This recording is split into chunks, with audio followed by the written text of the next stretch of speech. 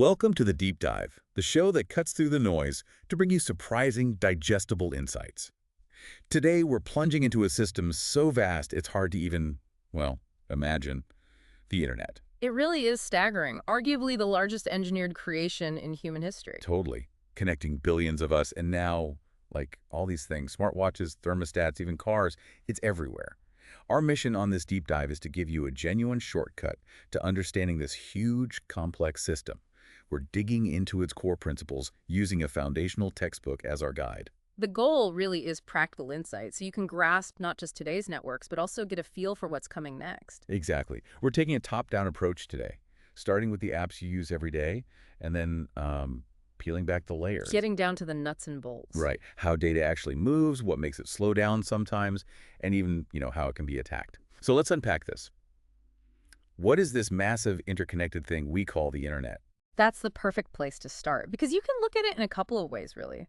From a nuts and bolts view. The hardware view. Yeah, the hardware. It's basically a global network of connected computing devices. Used to be mostly desktops, servers. But now it's everything. Phones, tablets. Billions of phones, yeah. Plus gaming consoles, TVs, security systems, cars, all sorts.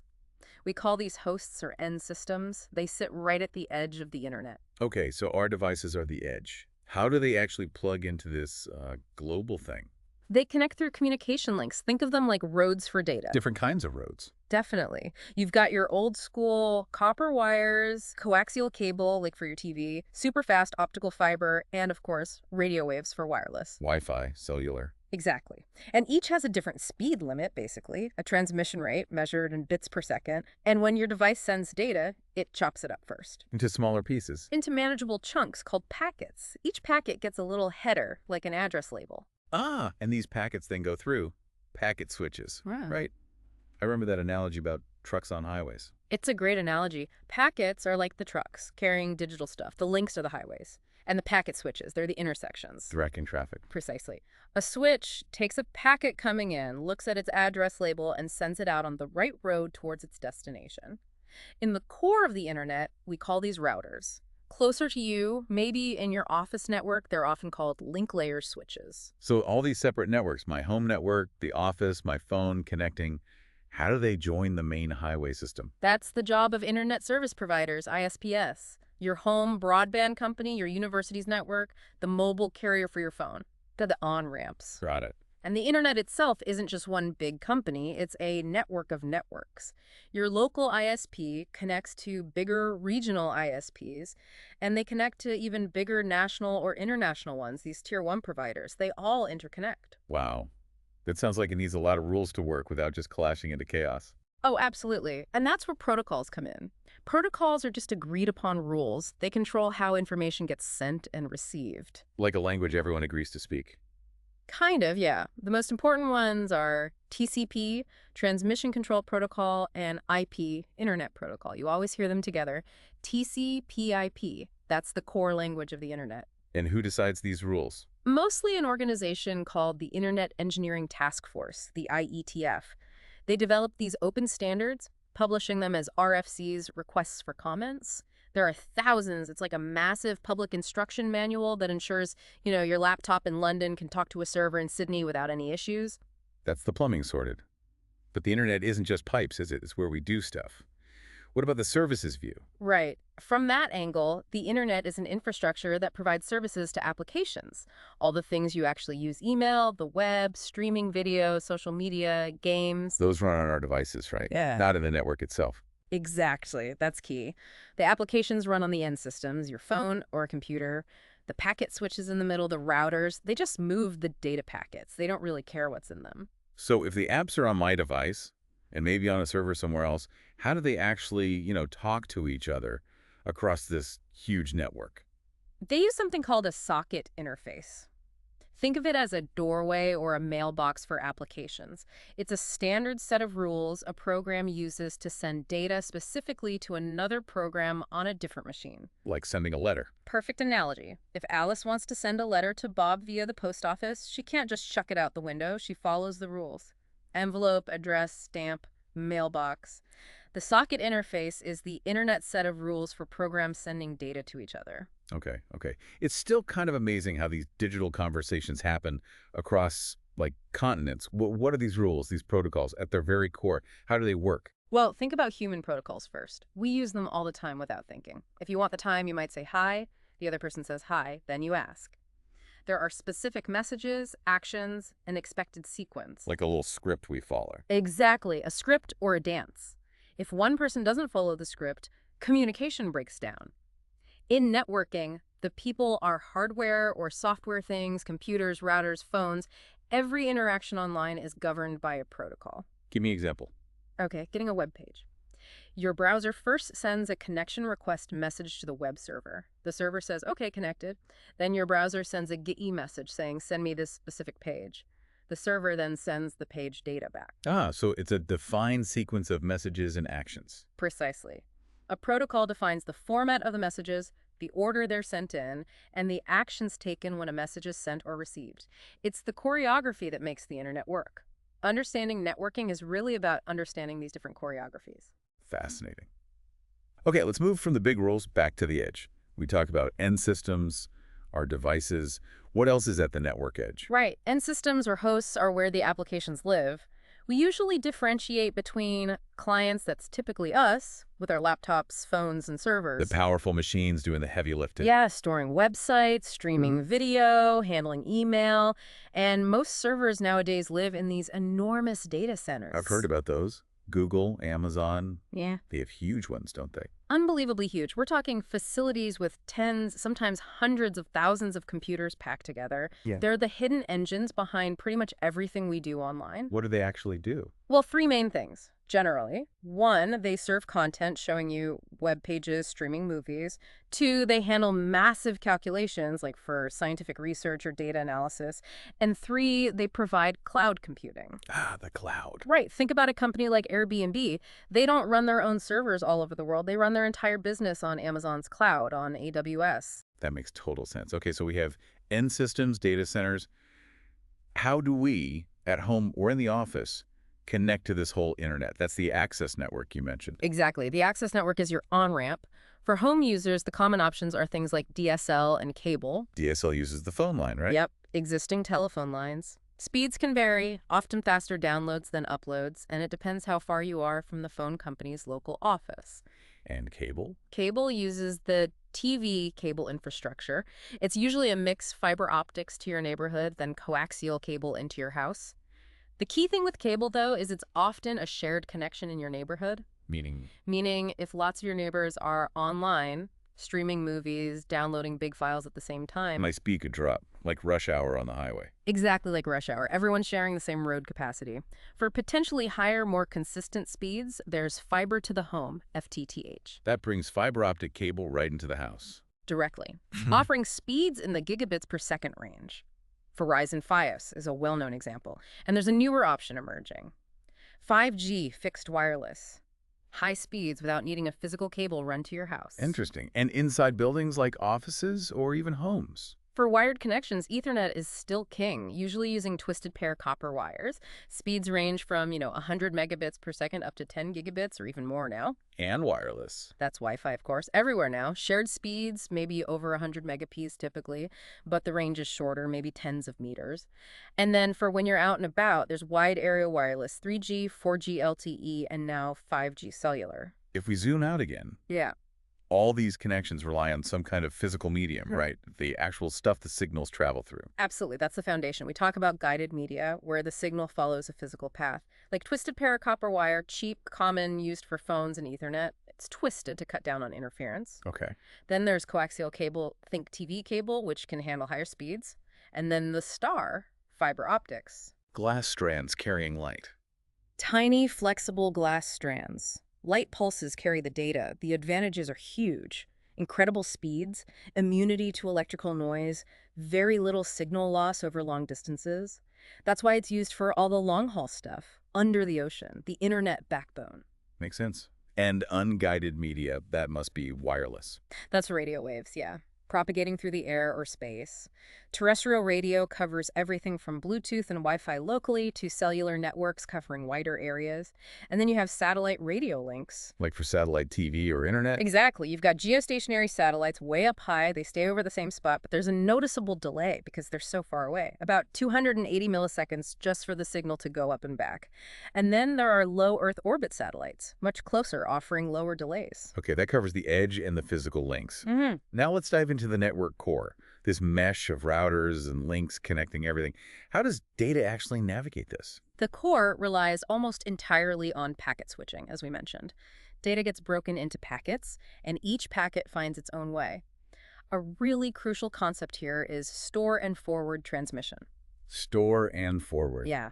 It means a router has to receive the entire packet, every single bit, before it can start sending that packet out on the next link. It can't start sending the beginning while the end is still arriving? Nope. It has to store the whole thing first, check it, figure out where it goes, then forward it. So that adds delay, right, depending on the packet size and the link speed. Absolutely. That's called transmission delay, the time it takes to push all the bits of the packet onto the wire. Longer packet, slower link means more transmission delay. What happens if lots of packets arrive at a router wanting to use the same outgoing link, like a traffic It's jam? exactly like a traffic jam. That's where queuing delays and packet loss come in. Routers have buffers, like waiting rooms or queues, for each outgoing link. So packets wait in line. They wait in line if the link is busy. The time spent waiting is the queuing delay. And this delay can vary a lot depending on how congested that link is. And if the waiting room gets full. If the buffer overflows because packets are arriving faster than the link can send them out, the router has no choice but to drop newly arriving packets. That's packet loss. Ouch. So you want to avoid that. Definitely. Network engineers try to design things so the average arrival rate is less than the link's capacity. But bursts of traffic can still cause temporary congestion and queuing or even loss. Okay, so routers store, forward, and sometimes queue or drop packets. How do they know where to forward them? Is there a map?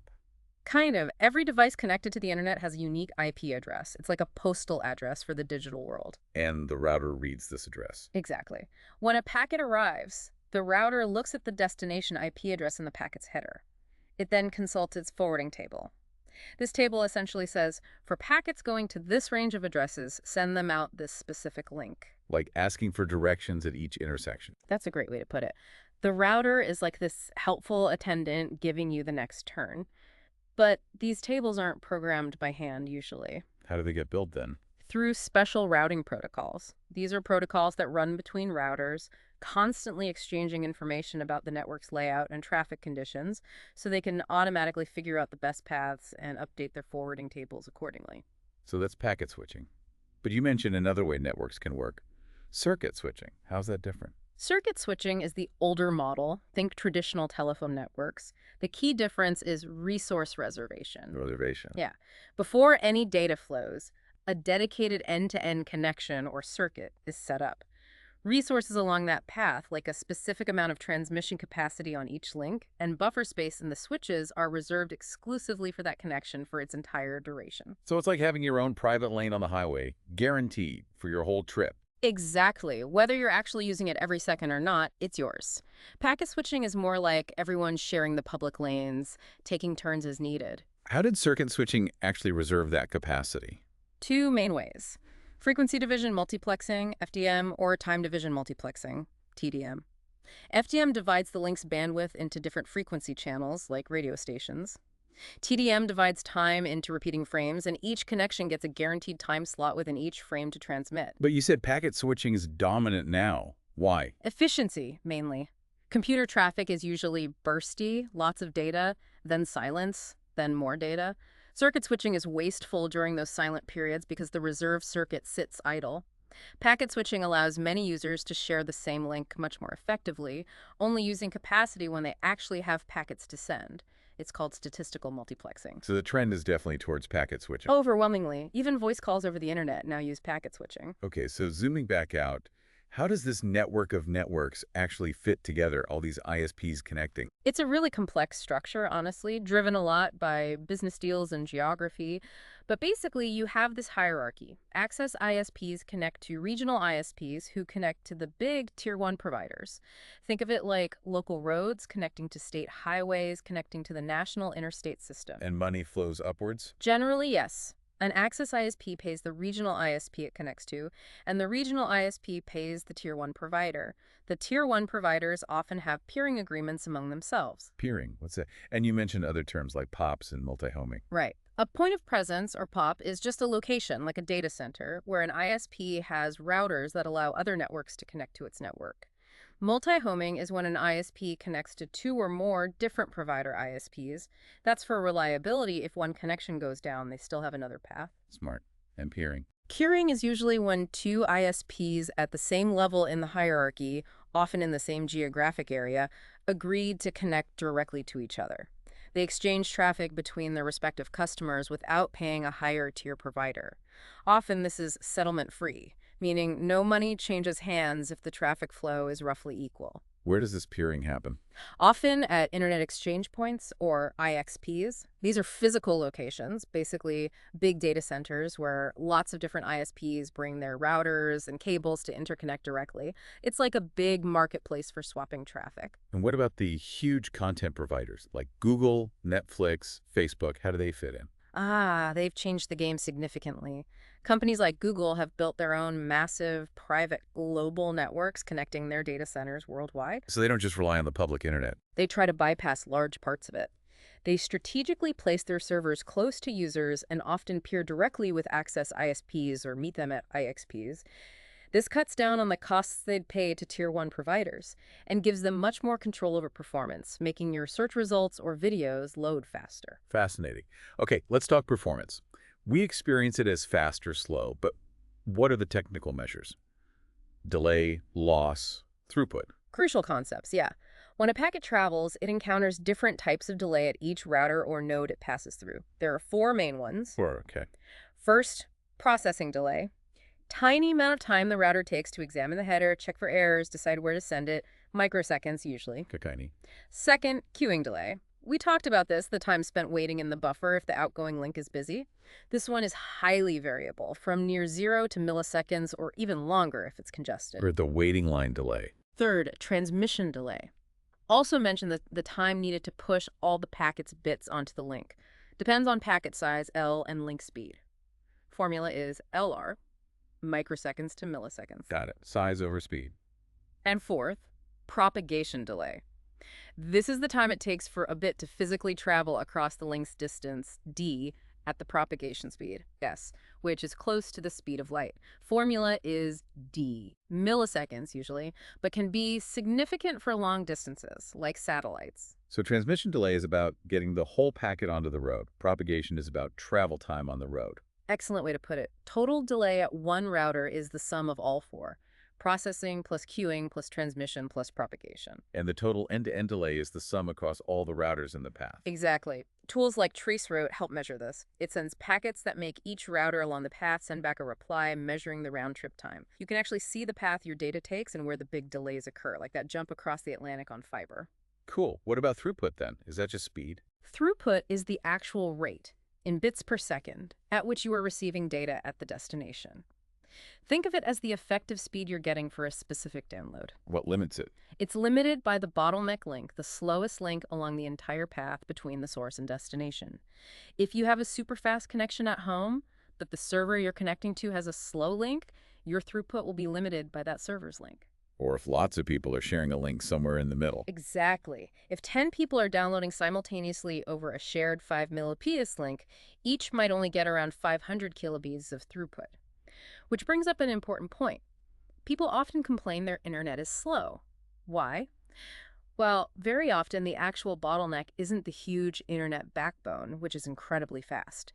It's frequently your access network, that connection between your home and your ISP. That's the slowest part of the path. Okay, that covers performance. Oh. Now, unfortunately, we have to touch on the dark side networks under attack. The internet's critical, but also vulnerable. Sadly, yes. Because it's so important, it's a constant target. One big threat is malware malicious software. Viruses, worms, Trojan horses, What can they do? all sorts of nasty stuff. Delete your files, install spyware to steal passwords, bank details, social security numbers, or worse, they can turn your computer into a zombie. A zombie. Yeah, part of a botnet. Thousands, even millions of compromised computers, all controlled remotely by an attacker. They use botnets to send spam email or launch massive attacks, and malware can spread incredibly fast. Scary. What about those attacks you mentioned? Denial of service? DOS. DOS attacks aim to make a service unavailable. Three main ways. One, send cleverly crafted messages to exploit a bug and crash the server, vulnerability attack. Two, just flood the target's connection with so much garbage traffic that legitimate users can't get through, bandwidth flooding. Three, overwhelm a server by making tons of fake connection requests, connection flooding. And DDoS is even worse. Distributed DOS, yes. Instead of attacking from one place, the attacker uses a botnet, thousands of zombies, to bombard the target from all over the world simultaneously. Much harder to defend against. Yikes. What about privacy? Can people eavesdrop? Definitely. That's packet sniffing.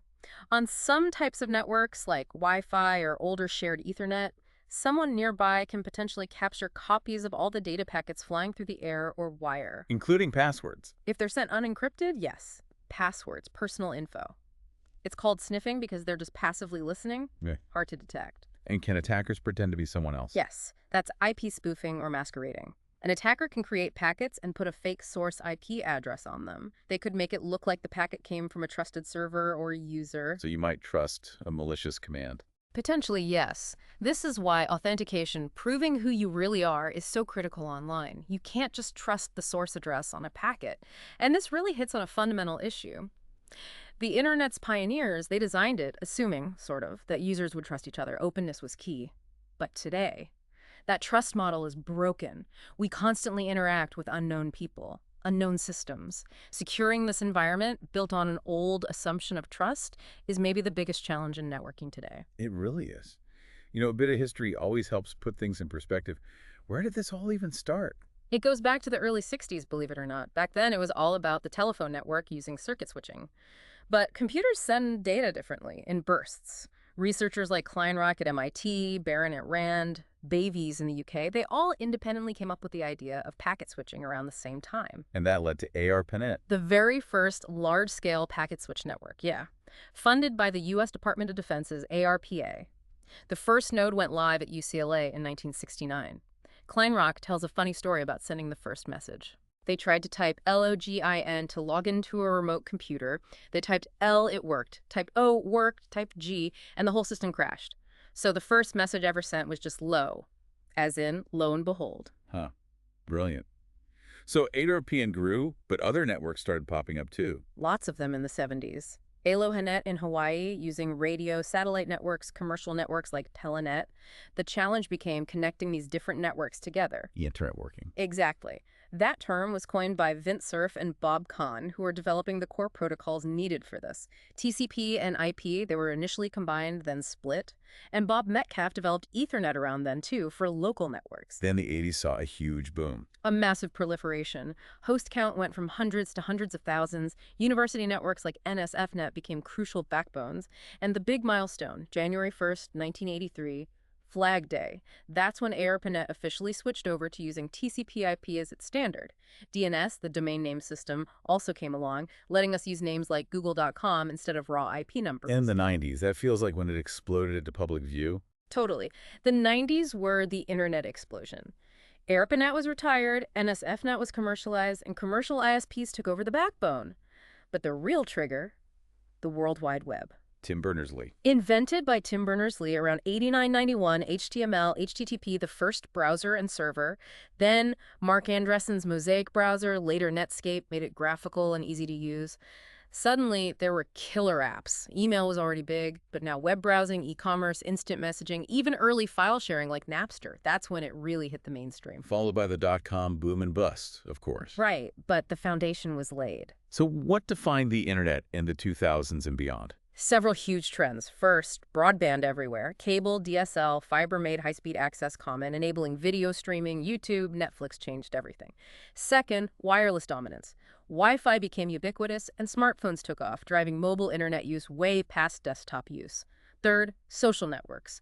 Facebook, Twitter, Instagram created these massive networks on top of the internet. And the big tech companies consolidating power. Yeah, the rise of content provider networks, like Google building its own global infrastructure to deliver services faster. And finally, cloud computing. Companies moving their IT infrastructure onto platforms like AWS or Azure. All these trends built on that packet-switched TCP/IP foundation laid decades earlier. So there you have it, a whirlwind tour, really, of the internet's core ideas, from the devices we hold to the global infrastructure and how it all came to be. It really is a marvel. We've touched on how packets move, what causes delays, the layered design, the constant security fight, and its incredible history. And maybe that key takeaway to ponder is the shift away from that original design assumption of mutual trust. Think about it. How do we navigate? How do we build? How do we secure a global network where trust is no longer the default starting point? It impacts everything we do online. It absolutely does. A huge question for all of us. We hope this deep dive gave you some useful frameworks for thinking about it. Keep exploring, keep questioning how these concepts affect your digital life. Thank you for joining us. A warm thank you from the Deep Dive team.